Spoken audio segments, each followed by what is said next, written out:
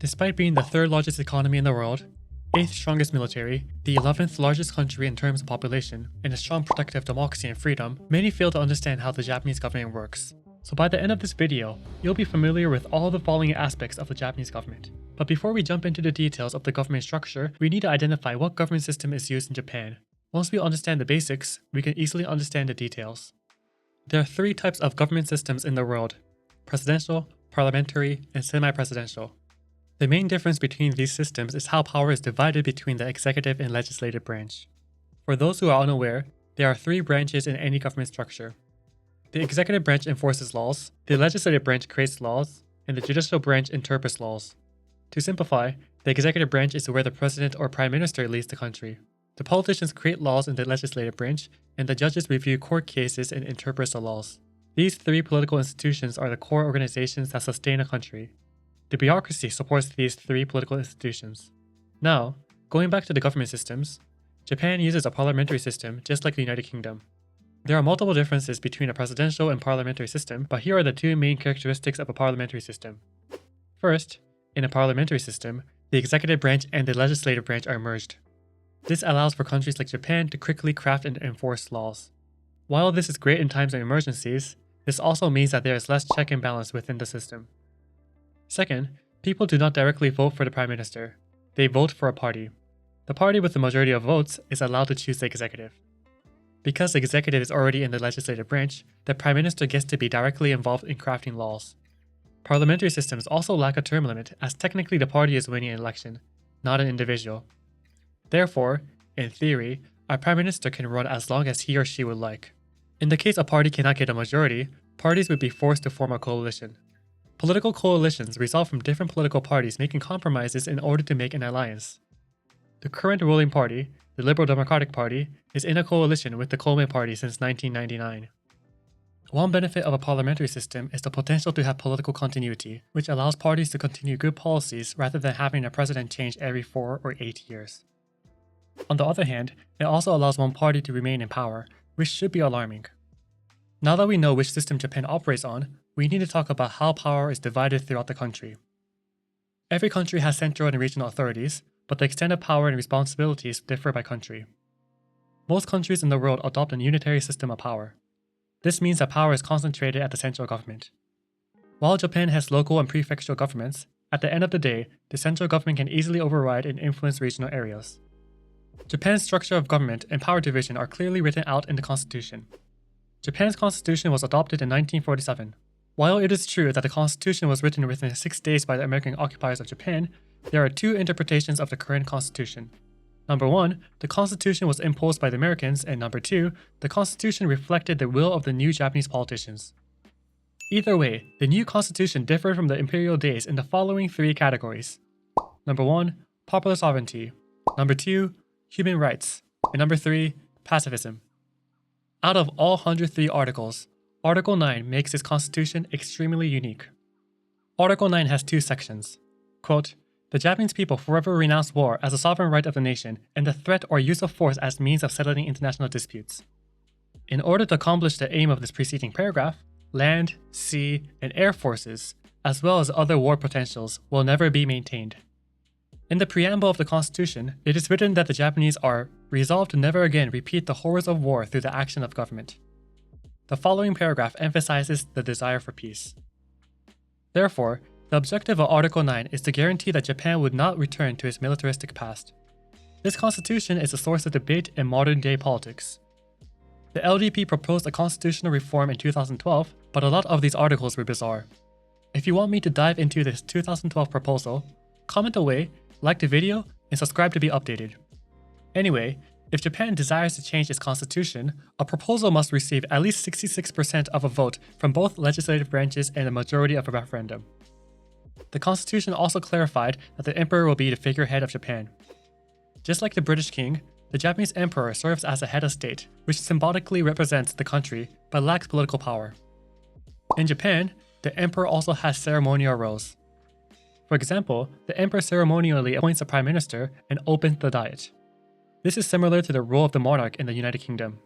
Because the emperor is a descendant of gods according to Shintoism, the emperor continues to play ceremonial roles in Japan's religion. But keep in mind that the emperor's religious roles are not identified in the constitution. This allows Japan to guarantee freedom of religion, which is protected in Article 20 of the constitution. As head of state, the emperor will meet and greet other heads of states around the world. While a lot of head of states tend to be royal, in presidential systems, the president is both the head of state and head of government. In Japan and other parliamentary systems, the prime minister serves as the head of government. The head of government is the executive leader who enforces laws and politically guides the country. As previously mentioned, the prime minister is not directly elected by citizens. The party with the majority of votes is allowed to choose the executive. There is no term limit as well. However, given that the LDP keeps on winning elections, the LDP has an inner party rule that a politician can be the leader of the LDP for 3 terms of 3 years.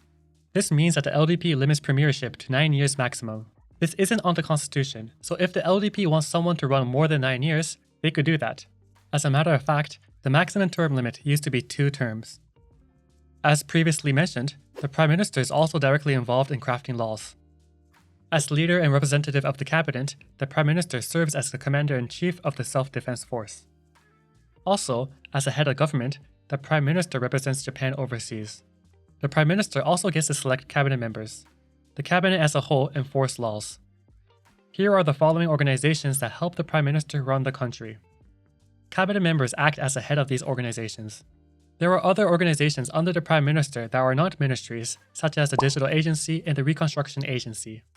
The cabinet as a whole gets to select Supreme Court justices. Additionally, the Japanese government usually passes cabinet decisions, which are not legally binding, but it communicates the leader's will to the legislative branch and regular citizens. Anyone could be selected as a cabinet member, although this role usually is provided to politicians in the lower or upper house. The majority must be selected from the legislative branch. The Prime Minister also has one important power that separates him from other leaders: the power to dissolve Parliament. Dissolving the Parliament means to end the term of the Parliament. Therefore, the Prime Minister can force an election so that citizens can vote for a new Parliament. This is also known as snap elections. The Prime Minister can only dissolve the lower house. This allows the Prime Minister to ask citizens to vote based on singular policy issues. The power to dissolve parliaments are unique to parliamentary systems and do not exist in presidential systems. Japan has a bicameral chamber, which means that Japan has 2 places where laws are discussed and made. The lower house is the House of Representatives, and the upper house is the House of Councillors. Politicians in the lower house serve 1 term of 4 years. Politicians in the upper house serve 1 term of 6 years. The upper house has elections every 3 years. This is because half of the politicians were elected 3 years prior, while half will be elected in the election. This allows the upper house to have half both experienced and newly elected politicians in the same chamber. There are a total of 465 seats in the House of Representatives and 248 seats in the House of Councillors. Just like other governments, Japan's lower house is stronger than the upper house. For example, if the lower and upper house disagree on certain topics such as the national budget, the lower house will have the final say. If there are disagreements regarding appointing the Prime Minister, the lower house can override the upper house as well. The same applies to laws.